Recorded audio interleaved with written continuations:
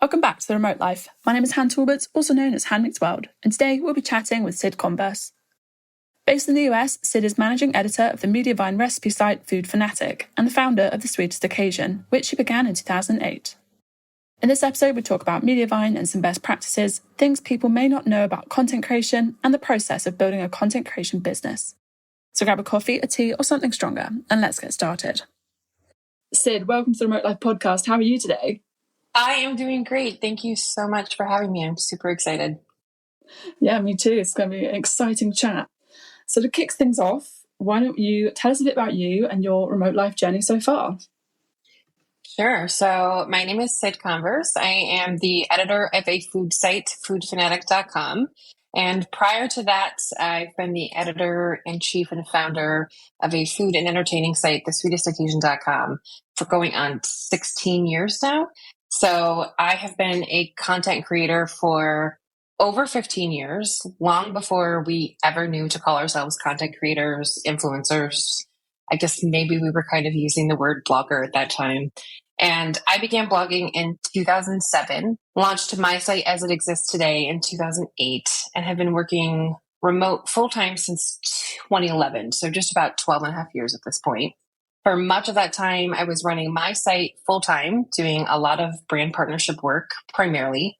And then in 2017, I signed on as a publisher with Mediavine to manage the display ads on my site.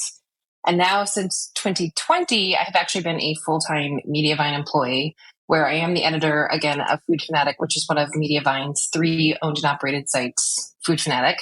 And let's see, during the last 12 and a half years of working remotely, I have moved several times. I have had a baby who is now almost 8 years old, adopted a few dogs. I have worked from, cabins in the mountains or by my sister's pool in South Florida. I live in upstate New York. And I've always had the flexibility to keep my little one at home. She's never had to go to daycare, and I'm able to be there every day for school drop-off and pickup, and I would not change anything about it. Amazing. Real OG content creator. Amazing.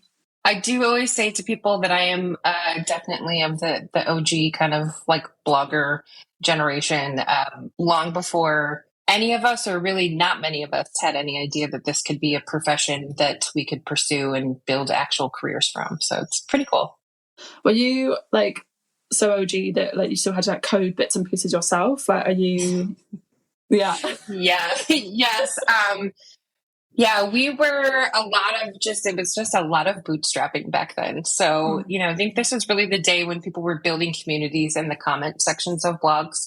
And if you noticed someone was commenting a lot on your site, you would go interact with their site. And then we kind of built these little networks of friends, where I have a great friend, Amy, who got more into the coding stuff and I got more into the design stuff. And so we used to design and code together each other's sites. And she would sit in Chicago on her laptop and I'd be in upstate New York on my laptop, and we would just be kind of tag teaming things and really just figuring out how to do whatever it was we needed to do to try and grow without even really knowing what we were trying to grow at that point. So it was pretty fun. I vaguely remember myself. I didn't really get into the space until about 2013. When I did my study abroad, and I decided that maybe it might be a good idea to start a blog to kind of track the journey and sort of tell other people what to do kind of in the years to come.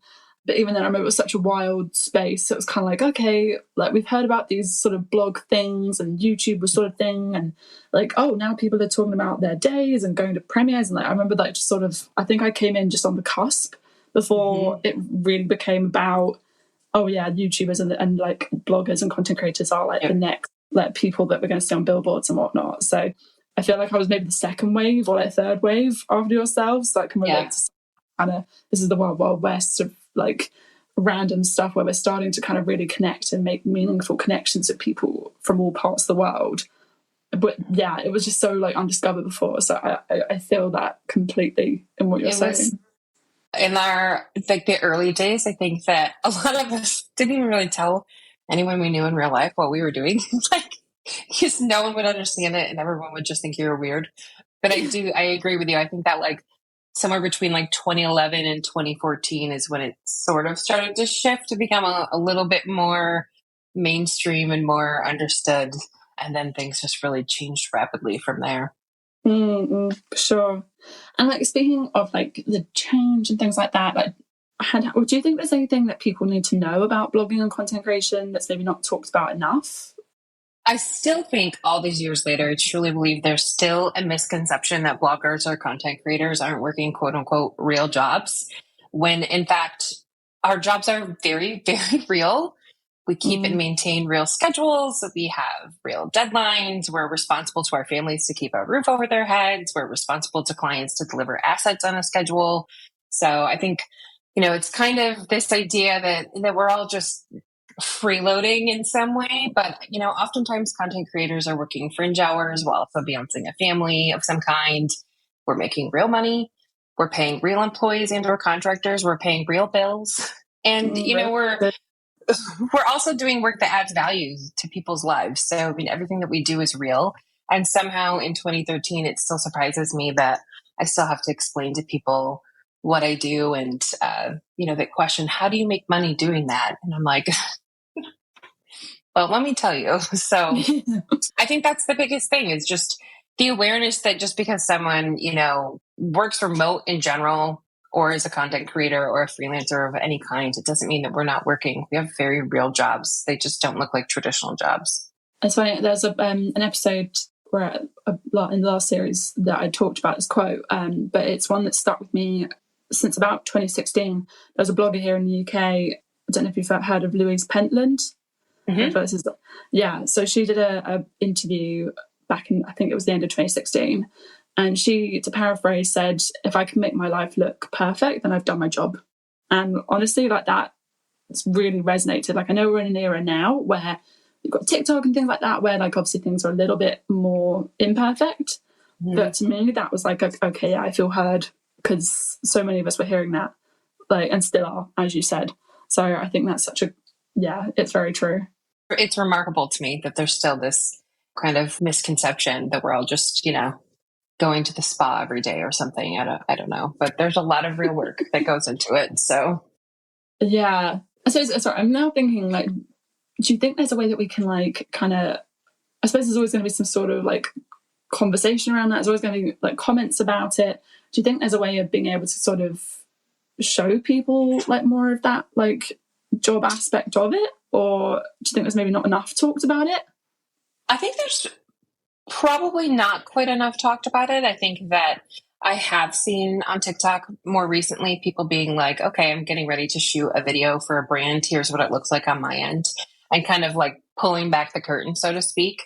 And so I think those kinds of transparent conversations really help. But I also just think it's a generational thing. And I think, the longer we go and the more that people are used to content creation existing in our world and as a profession that people can pursue, the more visibility it's going to have, and people will just continue to adjust to it. So I think part of it's just time.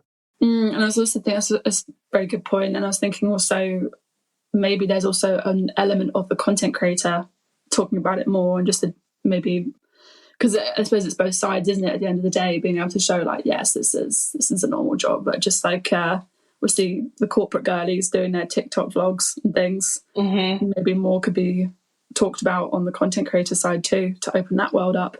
I've always been very transparent in my Instagram stories, like when I'm working on projects or setting things up. If I'm out shopping for something, if I'm staging something in my house, if my house is a mess because I've been, I've made like 4 recipes that day, I've never shied away from that. And I think we all love the idea of this perfect idyllic life and this perfect idyllic home where everything is neat and beautiful all the time. I do. Like I really try very hard to live that ideal, but it's not 100% reality.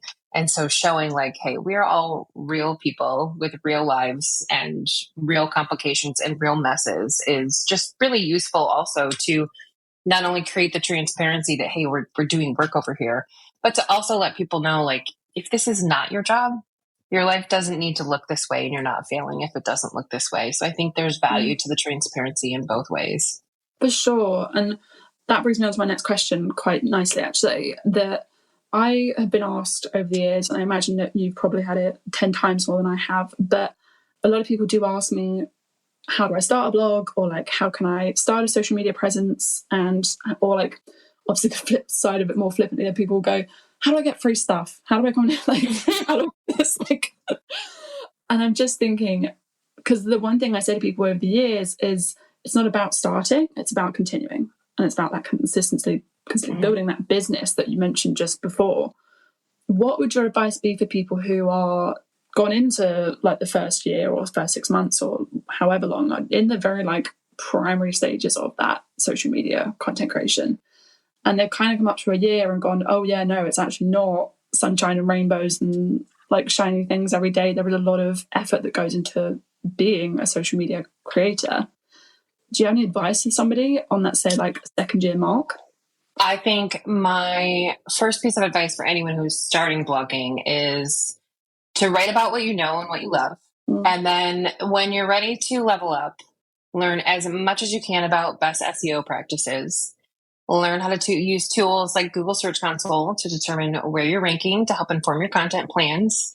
And then most importantly, in year 2, just keep going. You need to build up your content, constantly be looking for areas to improve your content, and just don't give up. I think that's really where the magic starts to happen for a lot of people. Year 1 is going to be slow, but you're excited.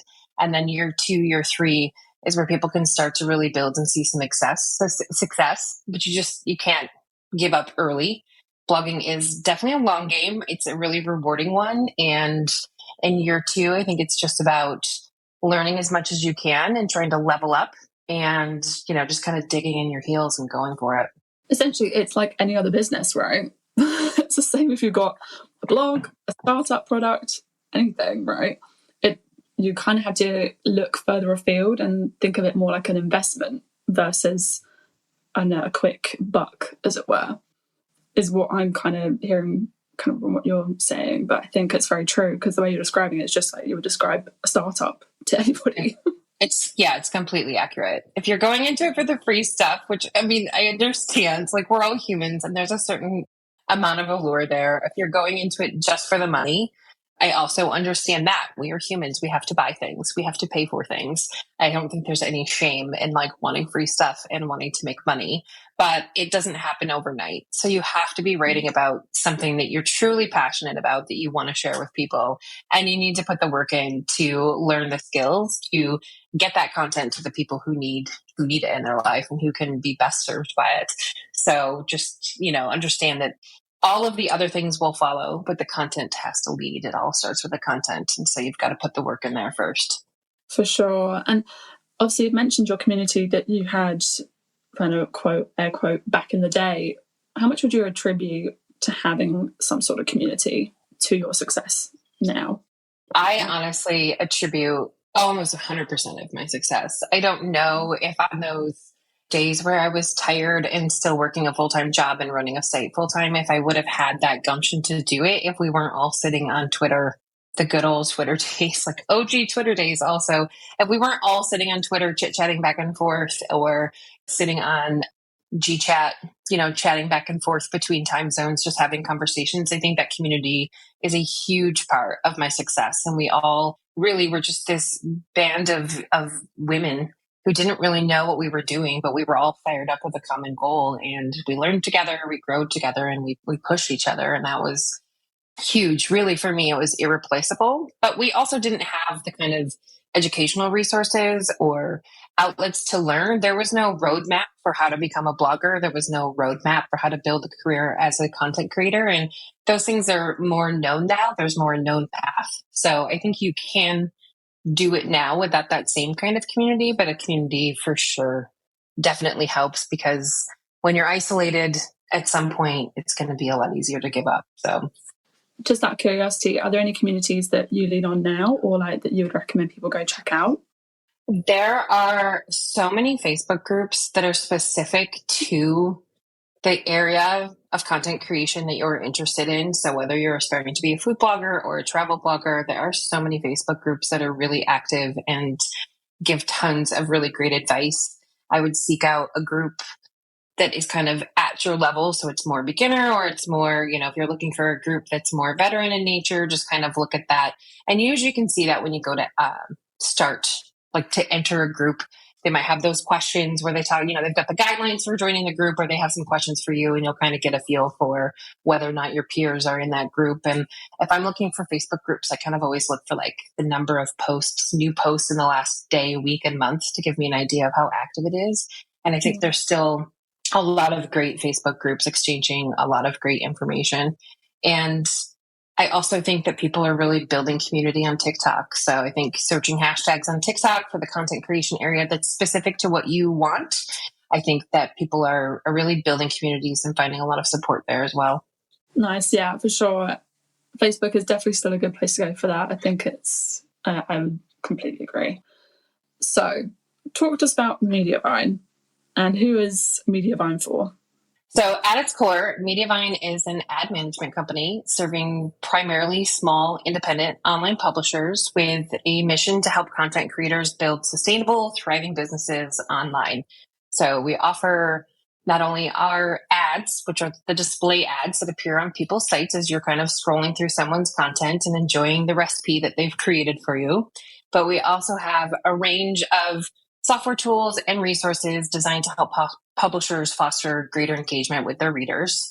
Ultimately, at Mediavine, we recognize that building those relationships with readers is what allows content creators to really turn their passion and expertise into a revenue-generating business. So that's one of our real end goals at Mediavine, is to help people kind of build those relationships and those connections. And we offer all kinds of free education. So there's really no gatekeeping. Back to the, now there's like kind of a roadmap. Mediavine is one of those resources that sort of outline a roadmap of sorts to help people really thrive in this industry. So, if it's someone who is a current Mediavine publisher or aspires to become one, I would suggest that you follow us on Facebook, read our blog at mediavine.com. There's tons of resources there. Subscribe to our YouTube channel, and you'll find all kinds of tips on everything from content optimization, SEO, and really practical advice on how to grow your traffic and build a business. We also have more in-depth classes available in Mediavine University, so you can really scale your business, whether you're just getting started or you're a more seasoned professional.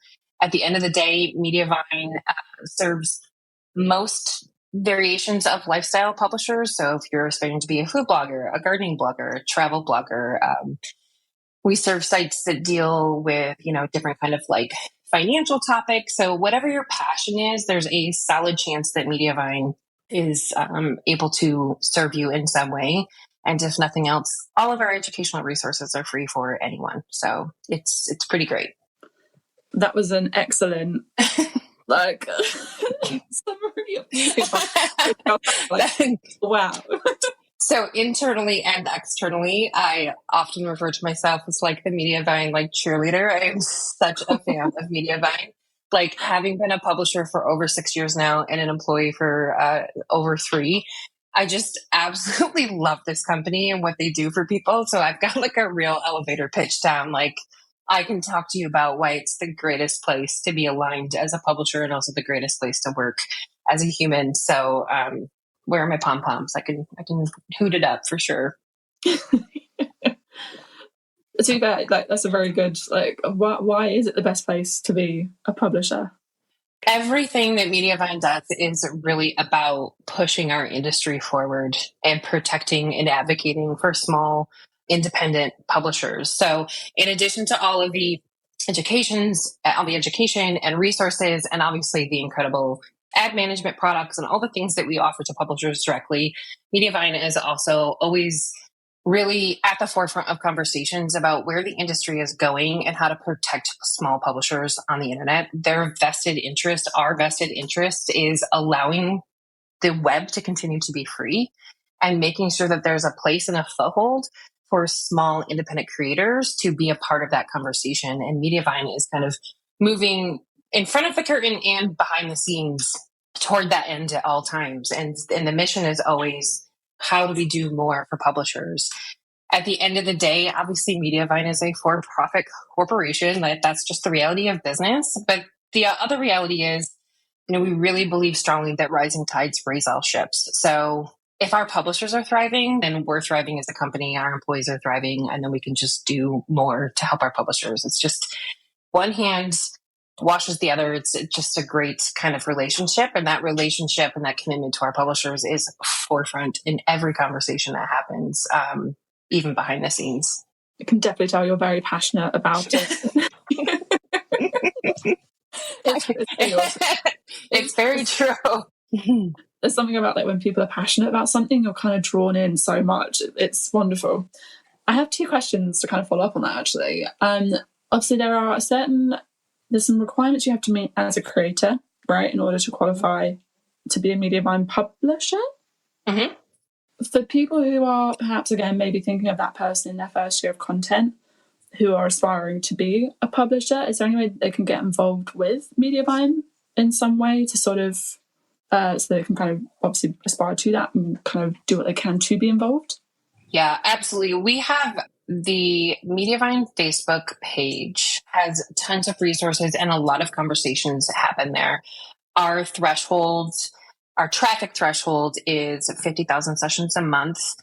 Typically, we suggest that people can apply as they're right at or approaching that amount. You also have to kind of have some consistency in the amount that you've been publishing and for how long. But a lot of people can hit those goals fairly quickly, depending on, all the various components and the internet just being a fickle thing, as she is. But getting involved, I would say, to kind of learn the best practices again, like following along with our blog. There's so much information there that is going to be relevant for people who are just starting out. If they've kind of got, becoming a Mediavine publisher as a goal in their eyesight, then I would definitely suggest, following along on Facebook, YouTube, and following our own blog at Mediavine.com, because there's just a wealth of information there. And if you follow along with those best practices, the traffic is going to follow and you'll be primed and ready.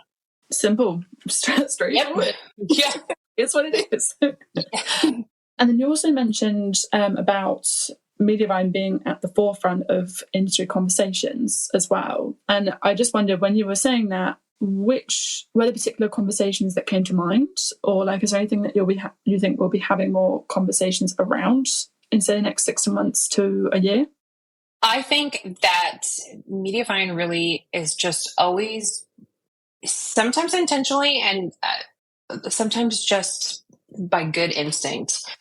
Our co-founders are like brilliant people. We have brilliant people who work for us, all of whom are very, very passionate about this and sort of just have the pulse. So everything from, how Mediavine's ads lazy load. No one was lazy loading ads when Mediavine came along and sort of switched the industry on that.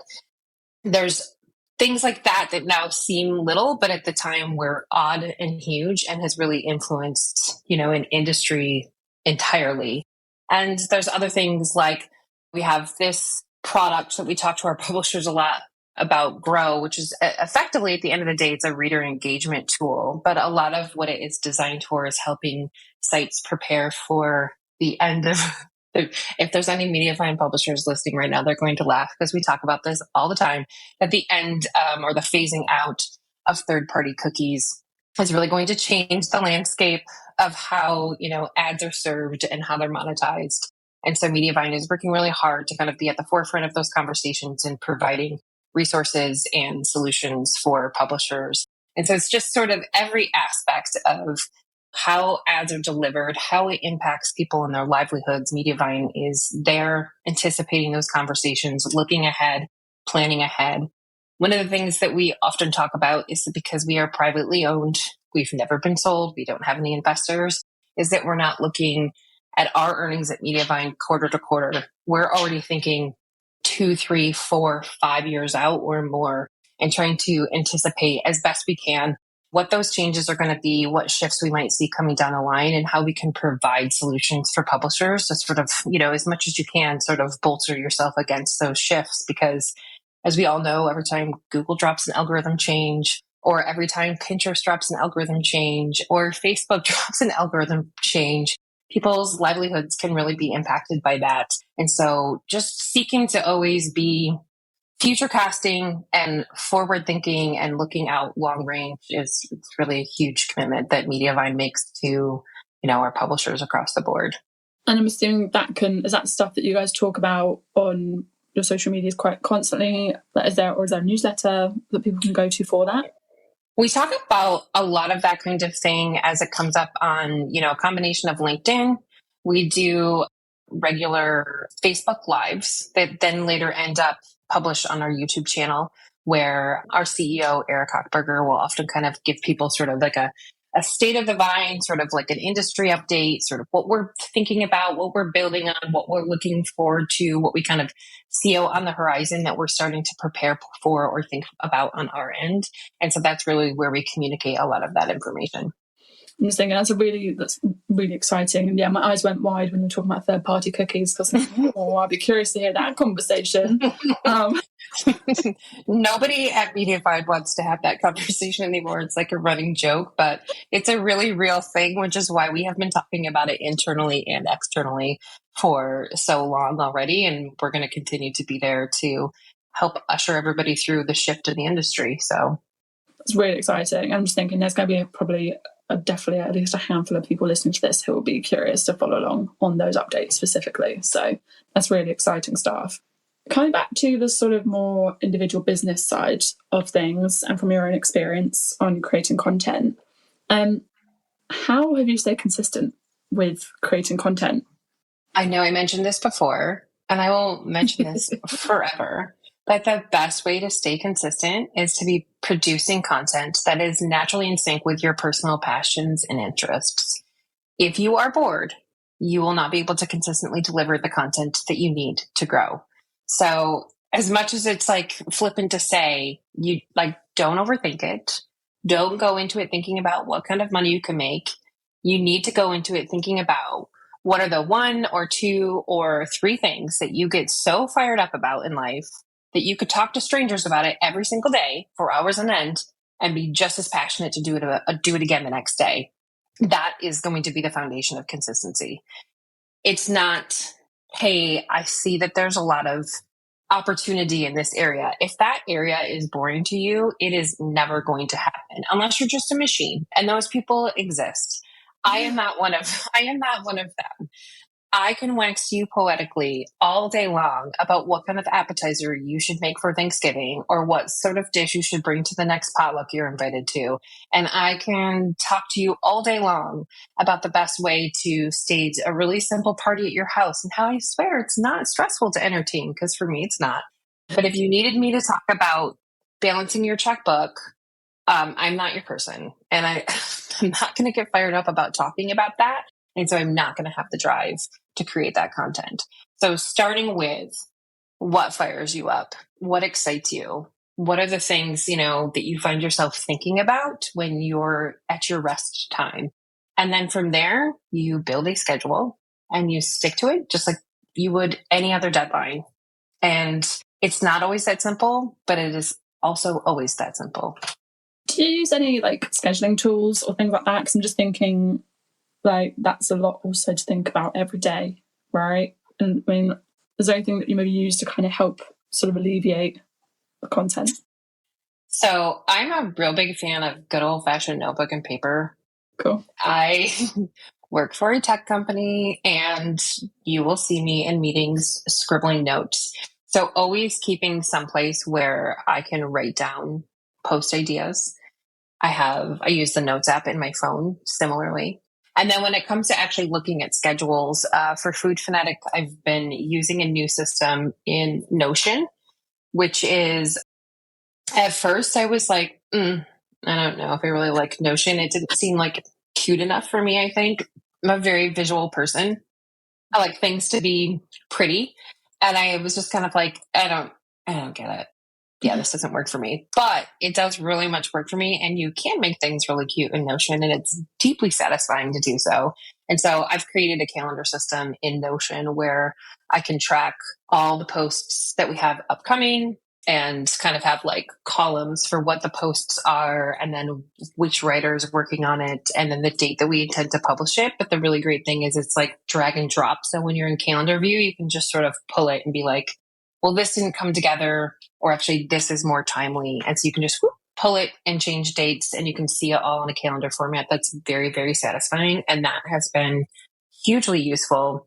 And it's also really helpful because the writers can go in and sort of sort and see just their stuff, or they can, they can see my stuff, like whatever. You can sort it a million different ways. And so it's really, really helpful. And so I'm on a big Notion kick right now. I'm very much enjoying it. What's really funny is that's probably why I'm smiling, is because the amount of times that Notion has come up on this podcast, it's hilarious. Notion is bae. And I agree. It's just... I wanted to love Trello. I wanted to love Airtable. There are aspects of each that work well for me and are great, but I never had anything that I could consistently just keep up with. And I would just revert back to like the stuff in my head. And I will say that this Notion system is the first thing I have found where it really has allowed me to sort of take all my little bits and pieces of thoughts and fragments of ideas and notes and notebooks and in my notes app and put it all into one place and kind of make something visual that actually works for the way my brain works. So it's been a nice discovery. I think that's exactly it as well. If you're somebody who is more kind of creative, especially I'm the same, and like I like the fact that I can put pictures, the fact that I can obviously it's easy to maneuver things around, because 5-6 years ago, I'm not quite sure how long Notion's been around, but 5-6 years ago we were going, oh yeah, put all your stuff in Excel, and I was like, I want to be comfortable with Excel, but it just doesn't do what my creative brain needs to do in order to inspire me. So I'm glad. I love that Notion is like a consistent platform that we're all going to as creatives and individual freelancers as well. So that's amazing. Agreed. I think it's fantastic. And Cyd of 2022 cannot believe that Cyd of 2023 is saying this, but it's true. Notion is fantastic. So you mentioned writers. Are these writers for your team specifically? Because you've got a team, right, for your blog? So for my site is less active now since I am running Food Fanatic full time. And that's been more of a juggle than I thought it was going to be. It is definitely an area of focus for me. But traditionally, the way I ran my site was I had contributors who would do writing. I also employed an assistant and a photographer. So we would do a lot of batching of recipes and DIY shoots or various content types. We would typically shoot 1 full day a week with the 3 of us on site.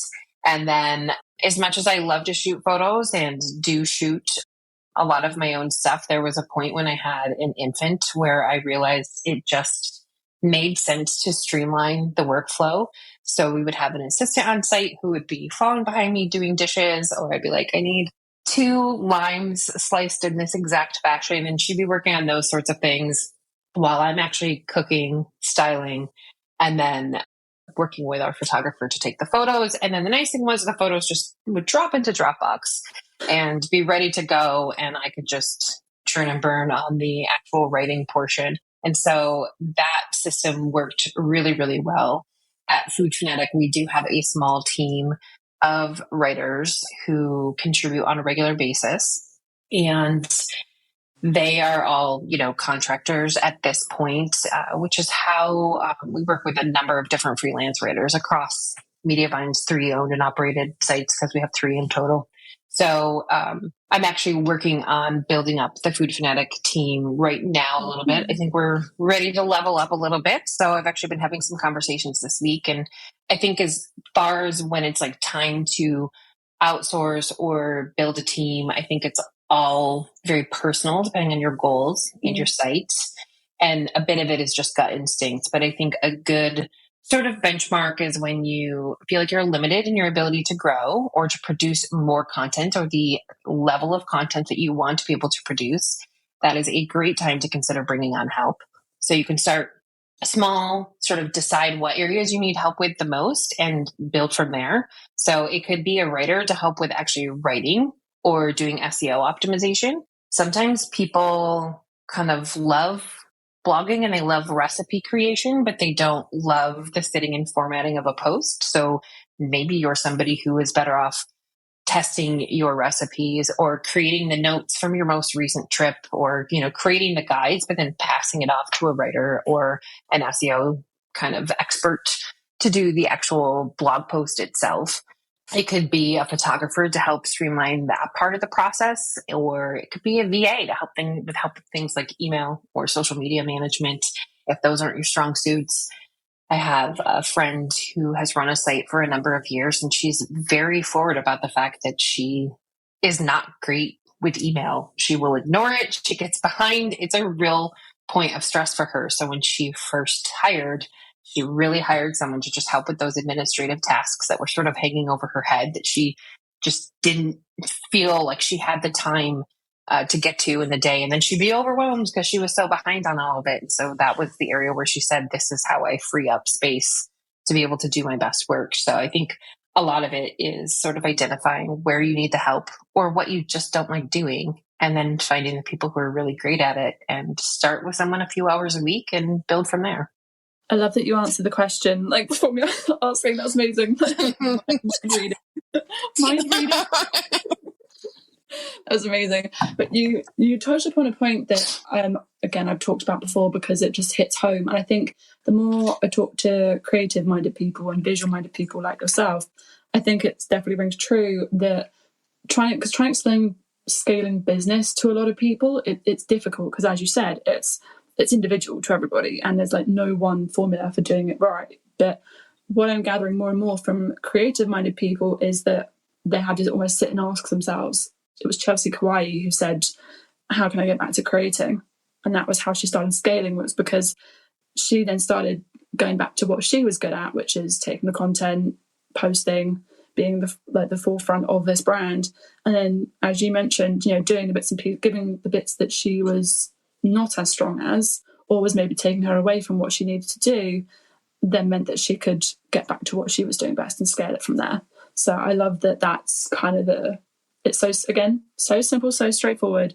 But for anybody who's a bit more sort of like visual and creative, that's a good way of looking at it as well.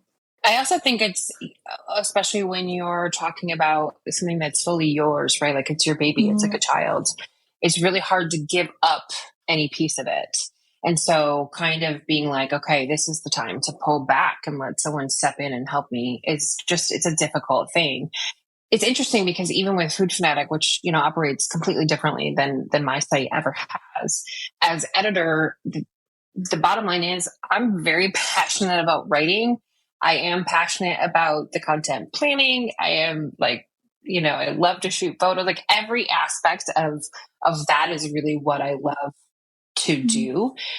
And so realizing that I'm sort of at a point with Food Fanatic where, we're looking ahead to launching a new site, probably at the beginning of next year, that's going to be built on our Trellis framework. And it's going to be super, super exciting. We're kind of developing some new things there that'll be available to publishers. And we're kind of looking at ramping up our content production in line with that. It's just time. We're making some big shifts and looking to sort of push things forward for Food Fanatic. And so I've realized I'm at a point where we really need to scale to the point where I'm doing little to none of the writing, really. I just need to be able to be there to make the plans and to work on the things behind the scenes and to lead a team, and then obviously be there for the editing component and making sure that everything is running smoothly. But in order to have that time, I'm going to have to basically not be involved in the writing, or to a much less extent. And so that's a conversation that we're having there, which is why I'm looking to build that team now as well, and sort of building that framework so that we can be ready to go when we're ready to really level things up. So, but on the other hand, I don't want to let go. You don't want to let go. Is in many ways, Food Fanatic's sort of like my other baby now. And so realizing that at some point, like I did yesterday, you've got to let your second grader walk into the school building. They can't stay home forever. It's sort of like that when you're building something as a content creator too. Oh, I got myself on mute for that, but it was just I'm kind of behind the scenes going, oh yeah, that's so true. Oh man. It really is. It at one point, and I say to people, that also a brand or a project or a company is starting to do well when it's no longer yours, like fully yours. When people start taking ownership of your product, that's when it's really going to start rolling. Which is exciting. It is exciting. So I'm excited to see where like your journey takes you next. That's really cool. Yay. I'm excited too. Okay, so before we jumped on the podcast, I did actually ask other people if they had any questions for you as well. So I'm just going to read a couple out.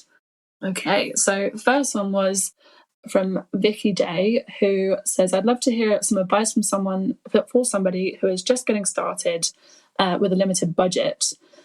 What are the best things to invest in? Say equipment, paying to outsource tasks. What are your thoughts? I would say regardless of someone's area of content creation, so whatever their specialty is, whatever their area of expertise, investing in all the free SEO education you can is hugely important. For all of us OG bloggers, we weren't thinking about SEO, or we were doing things like renaming our images. And that was the extent of where we were taking SEO at first. We were not making any content plans with SEO in mind. I call it blogging from the soul. And that is what we were all doing. And it worked for many of us, thankfully. I'm really glad that it did. But it's kind of a thing where I look back and it is so cringeworthy, where I'm like, wow, we have no business having these jobs because we really didn't know what we were doing. All those tools are there now. So taking the time and investing time, which is completely free, and, just learning as much as you can about SEO for content or on-page SEO, I think is really, really the biggest thing. And then as far as a monetary investment, my suggestion would be to make sure you have a custom domain that you are, paying for good but affordable hosting, and that you are working on WordPress. That would be the first place I would put my money, regardless of what someone is creating content about. You want to have your own domain name. You want to be on WordPress, and, look for a host that is kind of set up for, page speed optimization and all that good stuff, but that is affordable. There's a lot of great options out there. And then if you're anyone who has a visual component where you need to be creating your own photography, if you don't have the money or the skills or the knowledge to, have like fancy camera equipment, then getting the best phone with the best phone camera you can will take you really, really far. And then shoot in RAW on your phone and edit in Lightroom, but that's a whole other conversation.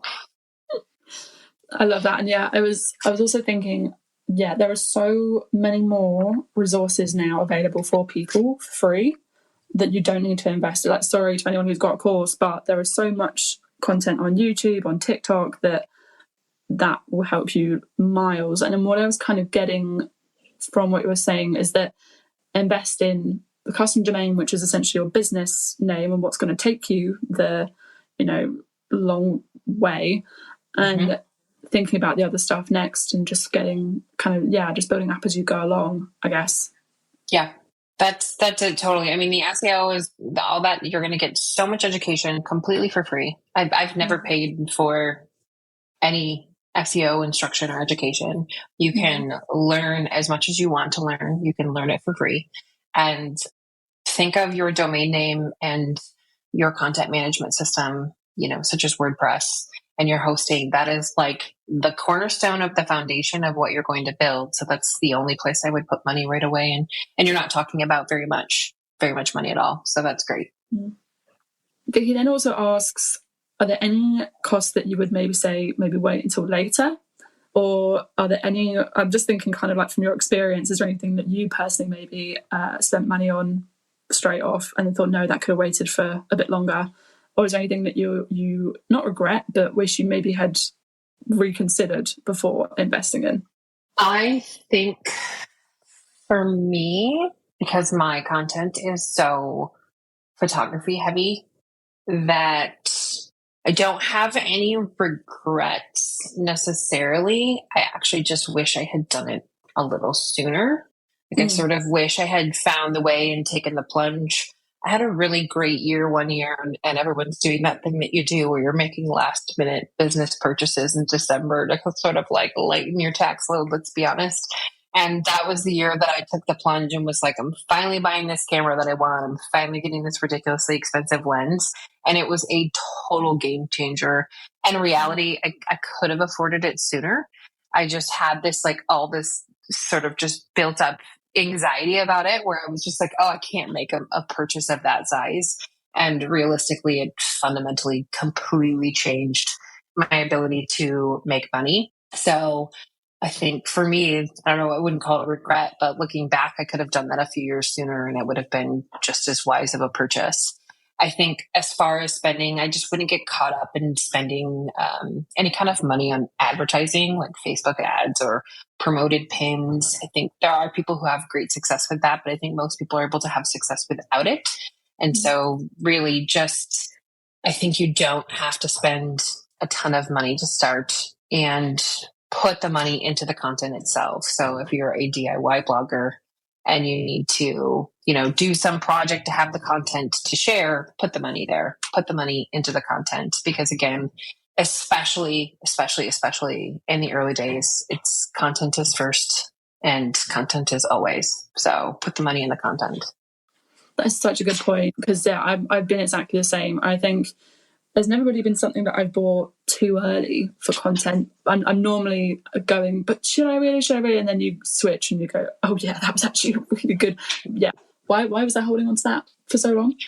But yeah, no one actually talks about, do the DIY project, buy the tickets for that exhibition to talk about on TikTok or your blog or whatever it is, buy the flights if you can for your travel. So I think that's such a good point. And then as when you start growing, then it's a reinvestment into your business again. And I guess that's that sort of adjustment from, especially for content creators, again, it's that adjustment from, do I buy a good camera for business at this point when other people maybe get it for their leisure purposes, for example. So it's finding what's a business investment versus for fun, like maybe your friends perhaps are too. Exactly. Yep. Nice. I'm loving this. I could talk about this all day. I know. Then Destiny McLean asks, how do you best leverage video content on your blog? And I'm going to say in your general experience of. I think in this day and age, obviously video content is king. So I think the best way to think about video content is to think about how many places and how many ways can you repurpose that video content. We all know it takes longer to produce. And, if you're not able to do the editing your work yourself, so you're sourcing that out, like there's time there or there's money there. And so thinking about how many ways can I repurpose this one piece of content, trying to shoot it where you can either crop it or flip it. I will oftentimes try to shoot video perfectly flat. If I'm doing like what we call a hands and pans or some sort of like overhead shot, I will try to make sure that it's perfectly flat so that I can run it horizontal on a site, or I can run it vertical for Reels and TikTok. And so sort of thinking about your angles.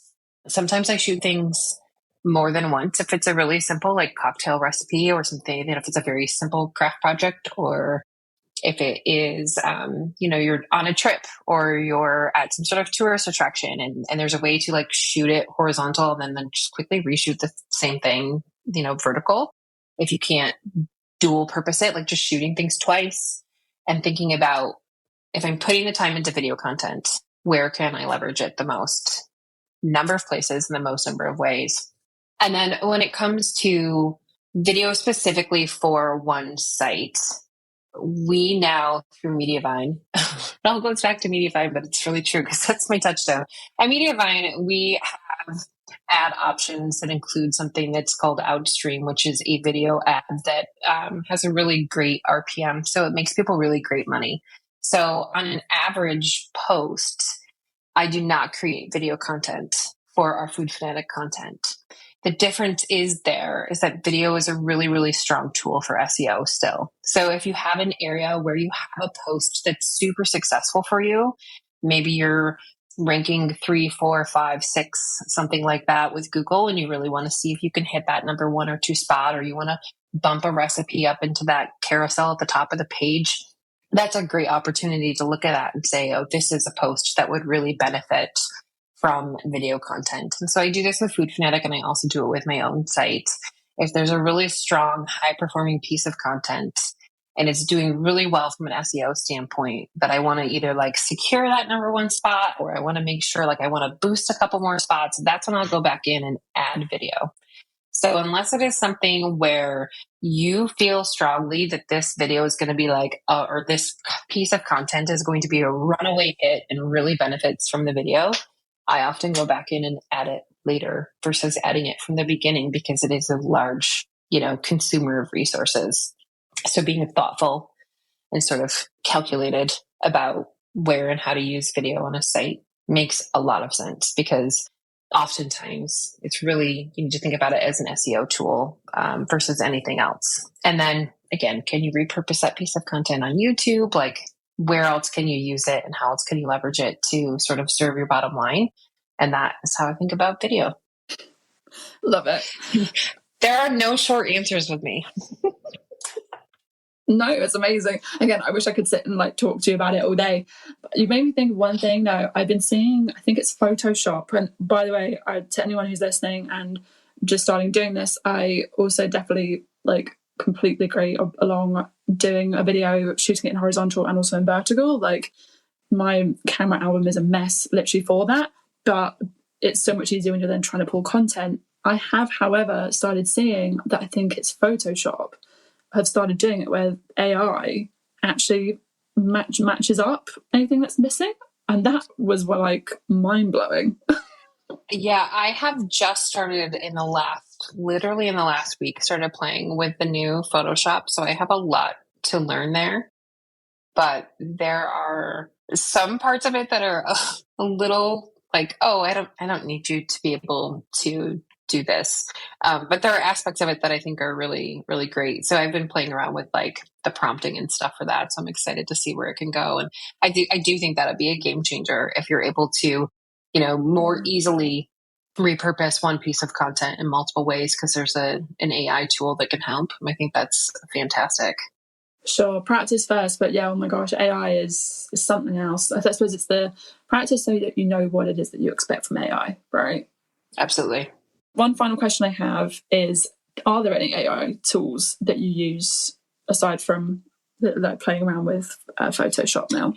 So I am starting to play around with Midjourney for photo generation. I don't personally think it's there yet for my particular style, but I'm hopeful that it may be a tool in the next, as quickly as AI is growing, maybe by next week, who knows? But I think in the coming months, it's probably very likely that it could be a reasonable tool for people to sort of create their own stock imagery.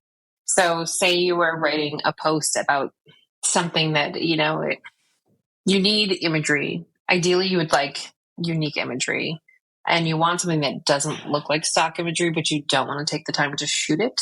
I'm hoping that there's going to be a way to produce really consistent sort of professional blogger quality imagery, and people can basically create their own stock images.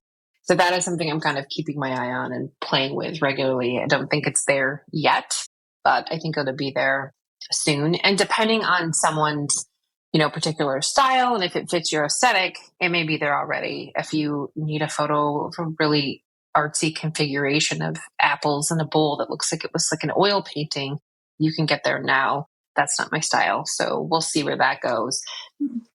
Currently, for me, I occasionally use ChatGPT, but that is mostly for sort of like a thought generation process. I'm not using it for any actual writing at this point, but after almost 16 years of talking about a lot of the same topics, you do have days where your brain is just like, how many more ways can I talk about apple recipes in the fall?